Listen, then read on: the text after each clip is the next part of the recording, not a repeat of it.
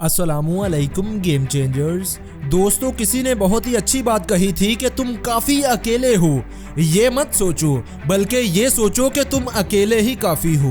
दोस्त, कभी कभी हम जिंदगी में खुद से ज्यादा दूसरों की परवाह करते हैं और इसी वजह से हम अपनी जिंदगी को खुलकर नहीं जी पाते। हम हर वक्त यही सोचते रहते हैं कि लोग हमारे बारे में और हमारे कामों के बारे में क्या सोचते होंगे। ऐसी सोचे सोच कर हम खुद को एक पिंजरे में कैद कर लेते हैं। तब लोगों को राजी करना हमारी पहली तरजीह बन जाता है और हमें लगने लगता है कि हम इस पिंजरे में महफूज हैं। लेकिन असल में यह पिंजरा हमसे हमारी आज़ादी छीन लेता है, हमसे हमारे ख्वाब छीन लेता है, आपको जिंदगी में कुछ नहीं बनने देता। और किसी ने बहुत ही अच्छी बात कही थी कि समंदर की तरह गहरे बनो कि कोई आपके अंदर जाकर भी आपके राज ना जान पाए, क्योंकि जिस दिन आपके राज दुनिया के सामने आ गए तो आप जिंदगी में कभी भी आगे नहीं बढ़ सकेंगे, क्योंकि लोग आपको आगे बढ़ने ही नहीं देंगे।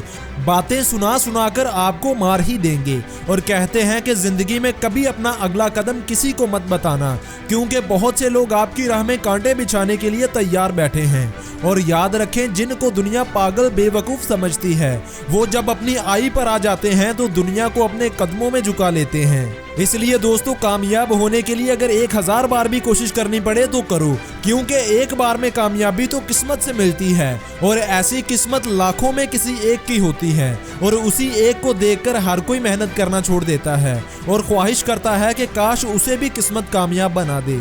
और इसी तरह वो किस्मत के गुलाम हो जाते हैं और सारी जिंदगी कुछ भी नहीं बन पाते। और शायद इसीलिए किसी ने बहुत ही अच्छी बात कही थी कि हौसले के तरकश में कोशिश का तीर जिंदा रखो।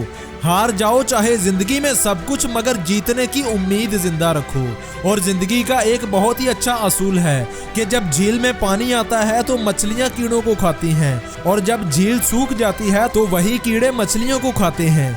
इसलिए अगर आज वक्त आपका है तो इसमें ऐसे काम करो कि लोग आपको सदियों तक याद रखें। इसलिए दोस्त, याद रखो कि जिंदगी एक बार मौका सबको देती है। अब बस अपनी पूरी तैयारी के साथ इंतजार करो और फिर अपनी बारी आने पर ऐसी परफॉर्मेंस दो कि सामने बैठे लोग खड़े होकर तालियां बजाने पर मजबूर हो जाएं।